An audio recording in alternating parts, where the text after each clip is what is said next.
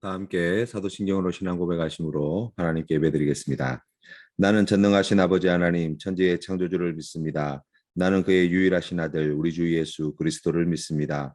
그는 성령으로 잉태되어 동정녀 마리아에게서 나시고 본디오 빌라도에게 고난을 받아 십자가에 못 박혀 죽으시고 장자된 지 사흘 만에 죽은 자 가운데서 다시 살아나셨으며 하늘에 오르시어 전능하신 아버지 하나님 우편에 앉아 계시다가 거기로부터 살아있는 자와 죽은 자를 심판하러 오십니다. 나는 성령을 믿으며 거룩한 공교회와 성도의 교제와 죄를 용서받는 것과 몸의 부활과 영생을 믿습니다. 아멘. 찬송가 413장 함께 찬양드리겠습니다.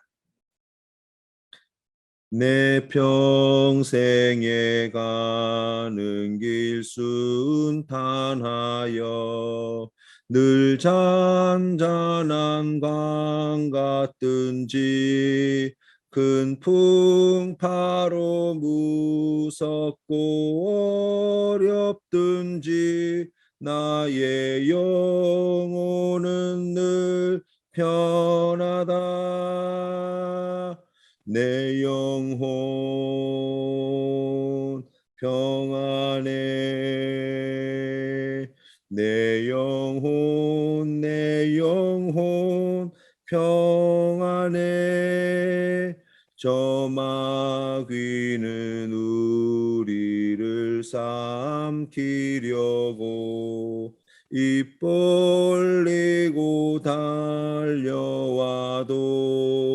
주 예수는 우리의 대장되니 끝내 싸워서 이기리라.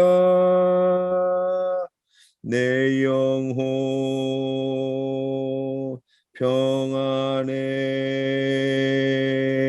내 영혼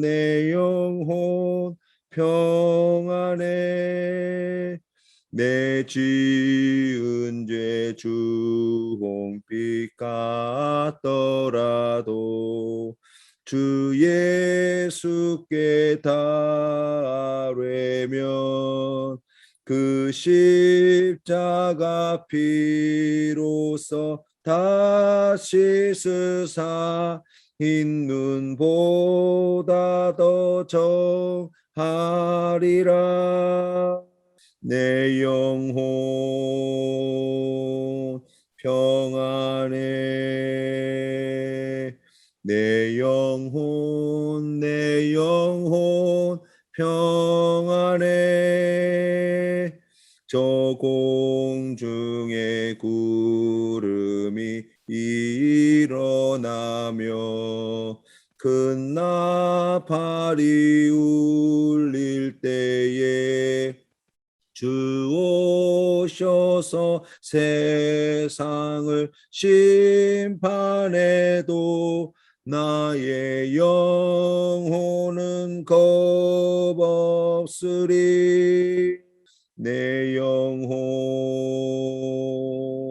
평안해. 내 영혼 평안해. 아멘. 함께 기도드리겠습니다. 은혜가 풍성하신 하나님 아버지, 오늘도 주님의 말씀 앞으로 우리를 인도하여 주시니 감사합니다. 오늘 주신 말씀을 통하여 하나님의 음성을 듣게 하시고 하나님의 깊으신 뜻을 깨달아 알게 하여 주시고 주님의 뜻에 순종함으로 나아가는 우리 모든 믿음의 성도님들 되게 하여 주시옵소서. 하나님 아버지, 사랑하는 성도님들의 오늘 하루를 지켜 보호하여 주실 때 오가는 발걸음을 주님께서 안전하게 보호하여 주시고 수고하고 애쓰는 모든 일들마다 주님의 은혜 가운데 형통할 수 있도록 인도하여 주시옵시며 우리가 처해 있는 상황이었다 하든지 어느 곳에 있든지 하나님께 영광을 올려드리고 많은 사람들에게 예수 그리스도의 귀한 소식을 전하는 우리 귀한 성도님들 될 수 있도록 인도하여 주시옵소서. 하나님, 사랑하는 성도님들의 삶의 형편들을 돌아보아 주시어서 오늘 이 하루를 살아가는데 부족함이 없도록 필요한 모든 것을 채워 공급하여 주시옵시며 하나님께서 주시는 그 귀하신 은혜로 오늘도 감사와 찬송과 영광을 올려드리는 우리 모든 성도님들 되게 하옵소서. 무엇보다도 주님 앞에 믿음의 반석 위에 굳게 서는 우리 성도님들 되게 하여 주시어서 그 귀한 믿음으로 오늘 우리의 삶의 자리에 닥치는 여러 가지 어려움과 문제들을 넉넉히 이기며 나아가는 우리 성도님들 될 수 있도록 인도하여 주옵소서. 예수님의 이름으로 기도드립니다. 아멘. 오늘 우리에게 주신 하나님 말씀은 욥기 30장 말씀입니다. 함께 봉독하시겠습니다. 제 30장. 그러나 이제는 나보다 젊은 자들이 나를 비웃는구나. 그들의 아비들은 내가 보기에 내 양떼를 지키는 개 중에도 둘만하지 못한 자들이니라. 그들의 기력이 쇠잔하였으니 그들의 손의 힘이 내게 무슨 소용이 있으랴. 그들은 곧 궁핍과 기근으로 인하여 파리하며 캄캄하고 메마른 땅에서 마른 흙을 씹으며 떨기나무 가운데서 짠 나무를 꺾으며 대사리 뿌리로 먹을 거리를 삼느니라.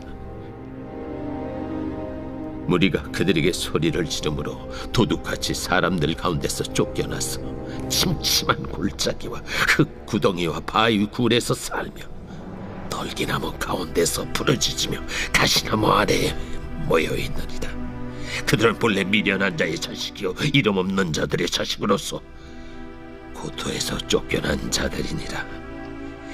이제는 그들이 나를 노래로 조롱하며 내가 그들의 놀림거리가 되었으며 그들이 나를 미워하여 멀리하고 서슴지 않고 내 얼굴에 침을 뱉는도다. 이는 하나님이 내 활수위를 늘어지게 하시고 나를 곤고하게 하심으로 무리가 내 앞에서 굴레를 벗었음이니라. 그들이 내 오른쪽에서 일어나 내 발에 덫을 놓으며 나를 대적하여 길을 내었으며 그들이 내 길을 헐고 내 재앙을 재촉하는데도 도울 자가 없구나. 그들은 성을 파괴하고 그 파괴한 가운데로 몰려드는 것 같이 내게로 달려드니 순식간에 공포가 나를 에워싸고 그들이 내 부미를 바람같이 날려버리니 나의 구원은 구름같이 지나가 버렸구나.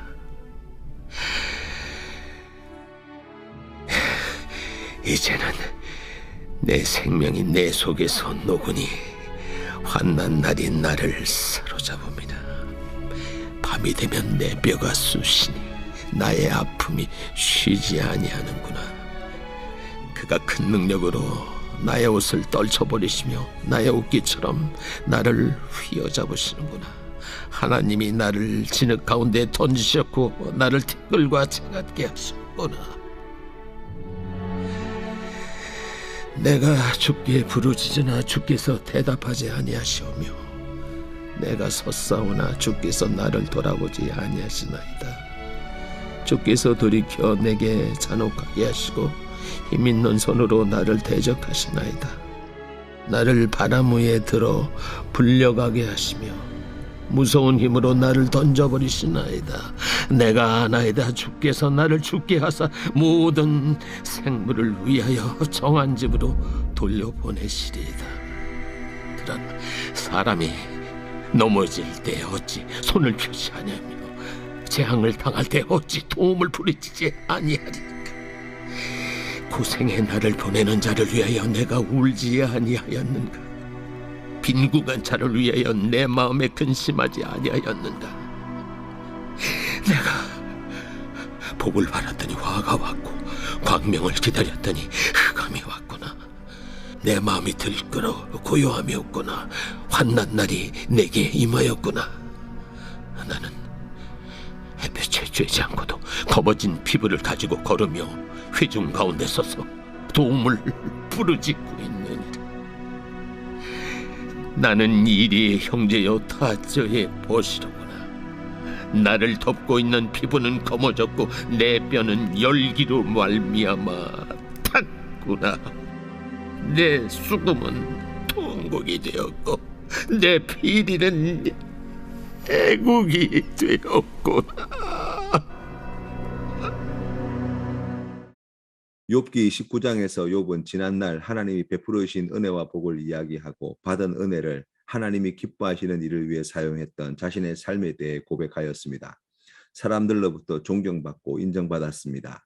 오늘 30장에서는 과거에 그런 은혜와 복을 받은 자신이 현재 얼마나 극심한 고통 가운데 있는지, 자신이 겪고 있는 불행이 얼마나 심한지를 말하고 있습니다. 욥기 30장은 크게 세 단락으로 나눌 수 있는데, 첫 번째 단락은 1절부터 15절까지로 욥에 대한 사람들의 적대적 행동을 말하고 있습니다. 이전에 자신을 따르며 자신의 말에 귀 기울이고 감히 앞에서 말도 하지 못하던 사람들이 욥이 가진 재산이 하루아침에 다 사라지고 자식들이 다 죽고 병들게 되자 눈도 감히 못 맞추던 젊은이들은 비웃고 조롱까지 하고 있다고 이야기합니다.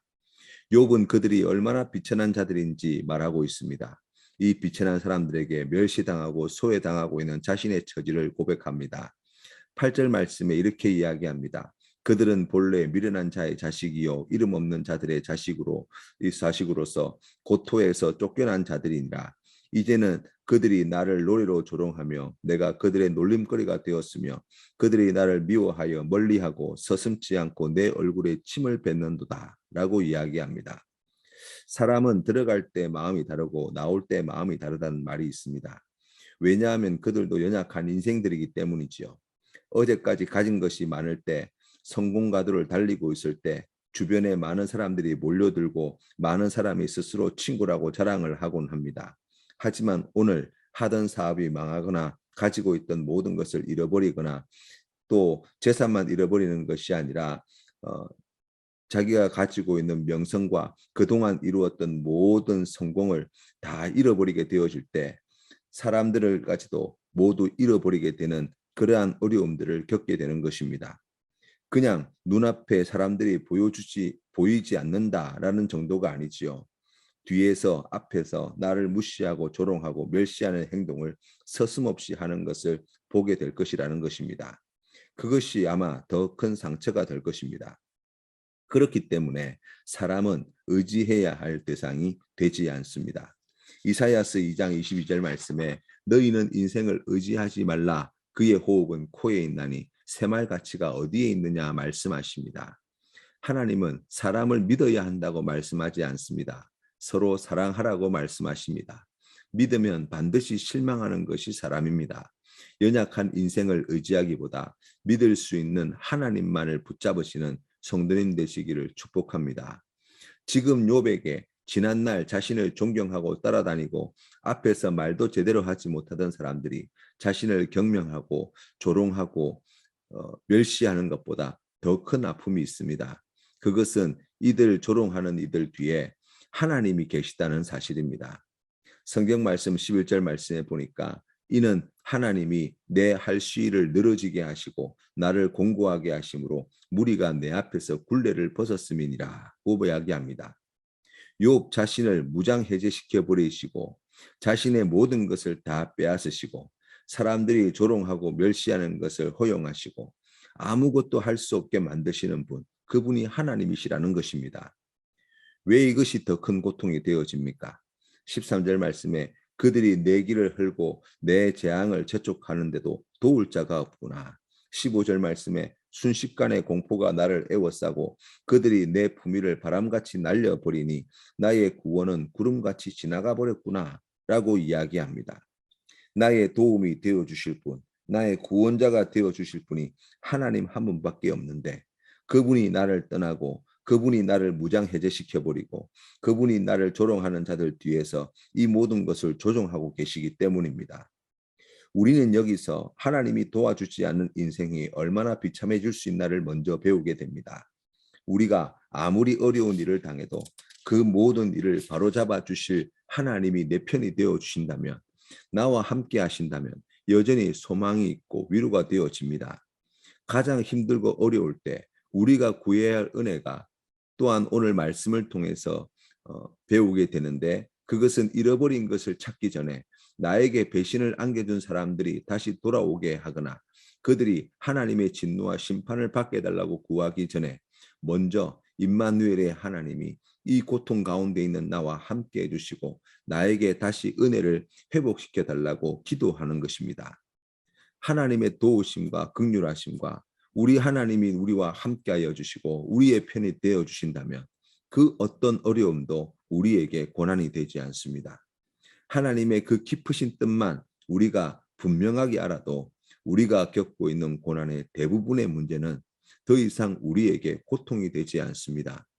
사랑하는 성도 여러분, 하나님께 먼저 구해야 할 것을 구하시는 성도님 되시기를 바랍니다. 두 번째 단락은 16절부터 23절까지 말씀에 욥에게 고통을 주시는 하나님에 대해 말하고 있습니다. 대표적으로는 19절부터 이렇게 이야기합니다. 하나님이 나를 진흙 가운데 던지셨고 나를 티끌과 제각게 하셨구나. 내가 주께 부르짖으나 주께서 대답하지 아니하시오며 내가 섰사오나 주께서 나를 돌아보지 아니하시나이다. 주께서 돌이켜 내게 잔혹하게 하시고 힘 있는 손으로 나를 대적하시나이다. 라고 욥이 단식하고 있습니다. 욥은 하나님께 고통 가운데 부르짖고 있습니다. 그러나 하나님은 침묵하고 계십니다. 하나님을 찾아 나섰지만 하나님은 욥을 돌아보지도 않으십니다. 욥은 하나님이 응답해 주시기를, 하나님이 다시 자신을 돌보아 주시기를 간절히 구하고 있습니다. 하나님이 침묵하고 계시다는 사실이, 하나님이 고통당하는 욥을 지켜만 보고 계시다는 사실이 욥을 절망하게 만듭니다. 하나님이 욥에게 고난을 주시는데 욥은 아직 이해가 되지 않습니다. 그런데 한 가지 분명하게 깨닫게 되어진 것이 있는데 23절 말씀에 내가 아나이다. 주께서 나를 죽게 하사 모든 생물을 위하여 정한 집으로 돌려보내시리다. 라고 고백합니다. 결국 하나님은 욥을 정해진 죽음으로 인도하고 계신다고 말하고 있습니다. 더 이상 어떤 희망도 찾을 수 없고 더 이상 하나님께 무엇을 더 할 수 있는 것도 없다고 이야기하는 것이죠. 이제 마지막 단락으로 24절부터 32절까지의 내용을 살펴보면 욥의 탄식의 내용들을 들을 수 있습니다. 24절 말씀에 그러나 사람이 넘어질 때에 어찌 손이 펴지 아니하며 재앙을 당할 때에 어찌 도움을 부르지 아니하리까. 고생의 날을 보내는 자를 위하여 내가 울지 아니하였는가. 빈궁한 자를 위하여 내 마음에 근심하지 아니하였는가. 내가 복을 바랬더니 화가 왔고 광명을 기다렸더니 흑암이 왔구나. 내 마음이 들끓어 고요함이 없구나. 환난 날이 내게 임하였구나. 라는 욥의 고백을 들을 수 있습니다. 예수님께서 십자가에 달리셨을 때 죽음의 그림자가 점점 다가오고 고통이 극심해진 그 시간에 예수님은 나의 하나님 나의 하나님 어찌하여 나를 버리셨나이까 하고 부르짖었습니다. 하나님은 철저히 예수님에 대하여 침묵하셨습니다. 하나님은 예수님의 무죄한 죽음을 지켜만 보고 계셨습니다. 하지만 역설적이게도 침묵 가운데 하나님은 예수님의 부르짖음을 누구보다 가까이 듣고 계셨고 예수님의 고통에 함께 동참하셨습니다. 우리가 너무나 사랑하는 요한복음 3장 16절 말씀이 이 사실을 우리에게 말씀해 줍니다. 우리에게 분명히 보여지는 한 가지 사실은 하나님이 세상을 이렇게 사랑하셨다는 것입니다. 그래서 독생자를 주셨다는 것입니다. 하나님이 세상을 얼마나 사랑하셨는지 이 말씀은 우리에게 가르쳐 줍니다. 그런데 우리가 잊지 말아야 하는 것은 그와 동시에 하나님이 독생자를 얼마나 귀하게 여기시고 사랑하고 계시는지도 우리가 이 말씀을 통해서 알 수 있습니다. 그럼에도 불구하고 하나님은 온 세상을 구원하실 하나님의 뜻을 이루시기 위해 피 흘려 죽으시며 비명을 지르시는 그의 독생자인 예수님의 부르짖음에 침묵하시고 그 십자가에서 죽기까지 보고만 계셔야 했습니다. 욥의 부르짖음이 우리에게 말해주는 한 가지 사실은 왜 하나님이 자신에게 이런 고통을 안겨주시는지 이해하지 못했다는 것이고 그렇기 때문에 하나님이 내가 죽기를 바라고 계시다는 생각밖에 할 수 없다고 이야기하는 것입니다. 그러나 하나님은 욥을 향한 하나님의 뜻을 분명히 이루어가고 계시다는 사실을 우리가 믿어야 합니다. 이 고난을 통해 이 침묵을 통해서 하나님은 욥의 인생을 어딘지 우리가 아직 알 수는 없지만 이끌어가고 계시다는 사실을 우리가 분명히 믿어야 합니다. 우리가 구원받는 데에 하나님이 구하는 것은 오직 하나입니다. 그것은 바로 믿음이지요. 오직 의인은 고통과 고난 중에서 하나님이 침묵하시고 하나님이 나를 죽음의 길로 내몰고 계시다고 느껴질 그때에도 끝까지 믿음을 붙잡고 나아갈 때 그 믿음으로 말미암아 반드시 살게 될 것이라고 하나님은 약속해 주십니다.